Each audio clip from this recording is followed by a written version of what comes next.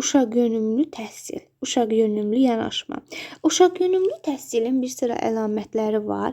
Biz bilirik ki, artıq ənənəvi təhsil geridə qaldı. Avtoritar təhsil geridə qaldı. İndi biz uşaq yönümlü təhsilin əlamətlərini əsas götürürük. Uşaq yönümlü uşaqların böyüklər və həmyaşıdları ilə əməkdaşlıq bacarığının inkişaf etdirilməsidir.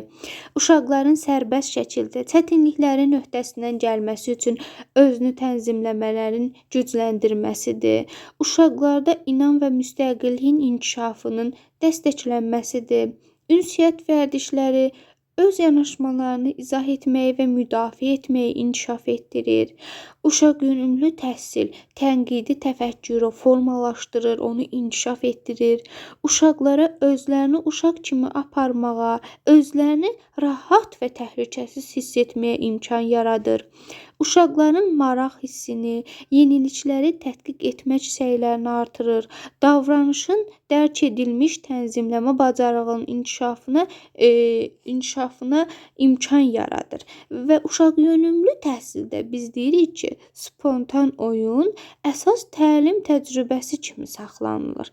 Bəs spontan oyun nədir? Spontan oyun bədahətən yaradılan oyundur. Uşaqların öz başına təkcə oynadığı zaman qurduğu bir oyun növüdür, hansı ki, uşağın təxəyyülünün inkişafının göstəricisidir.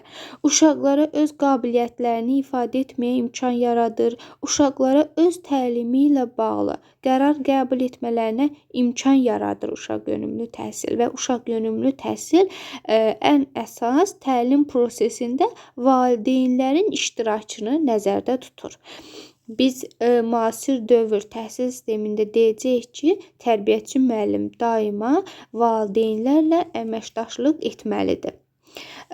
Biz uğur pedaqogikasını öyrənəcəyik. Uğur pedaqogikası inkişaf etdirici təhsilin əsasında duran pedaqoji strategiyadır. Bəs bu strategiya nədən ibarətdir? Onun əsas prinsipində uşaq və müəllim tərəfindən nailiyyətlərin şəxsi və ictimai əhəmiyyətinin qəbul və dərk olunması vasitəsilə uğur istiqamətinə yönəlmənin formalaşmasıdır. Əsas pedaqoji metod kimi şəxsi nailiyyətin artırılması qəbul olunur. Uğur pedaqogikası müəllimin uşaqlarla qarşılıqlı əlaqəsində bir sıra əsasları nəzərdə tutur. Hər bir nailiyyət uşağın özü üçün əhəmiyyətli olan müsbət bir nəticə kimi dərk olunmalıdır.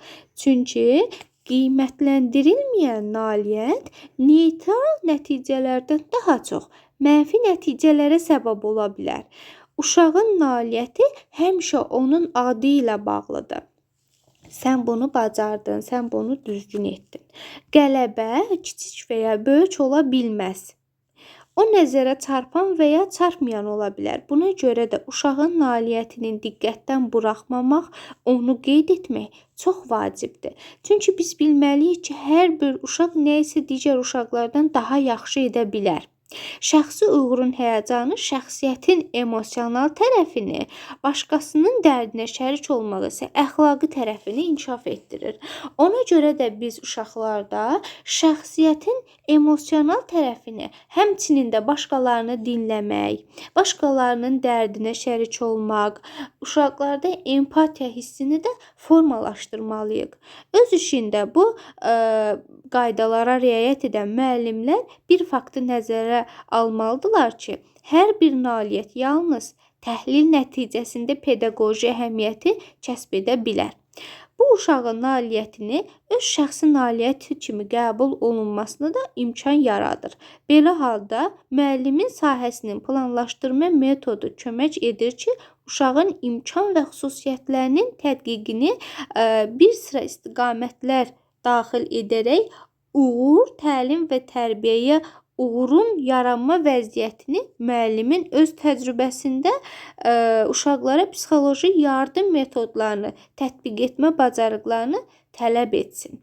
Biz bir sıra mən konsepsiyasını inkişaf etdirəcəyik, öyrənəcəyik ki, məsələn, qeyri-verbal vasitələr, bircə hərəkətlər və verbal vasitələr də buna aiddir.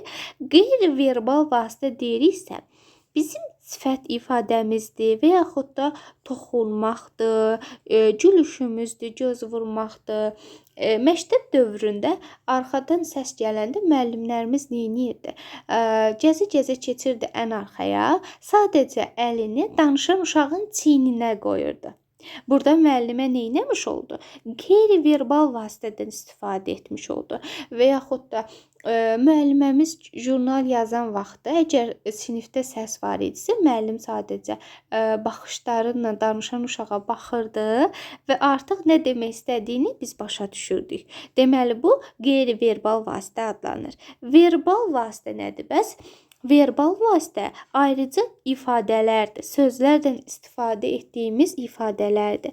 Gözəldir, maraqlıdır, çox bəyəndim. Məsəl üçün cümlələr deyə bilərik ki, mən səninlə qürur duyuram, çox sağ ol, təşəkkür edirəm. Bax, bunlar verbal vasitələr hesab olunur.